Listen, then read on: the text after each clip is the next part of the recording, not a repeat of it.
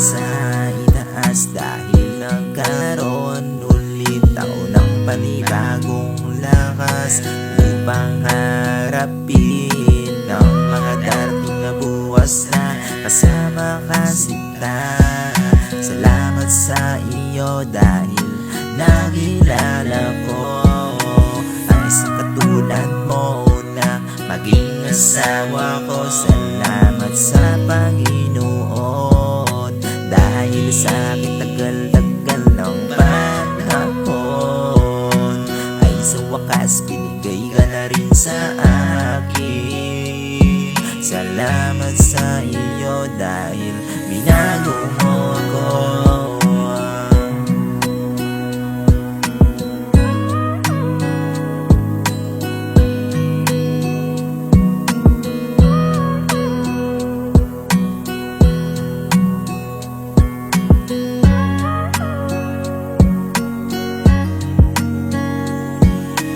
Dahil sa unang tingin pa lang agad na gustuhan, awitin ko para sa'yo lang ito ilalaan. Asahan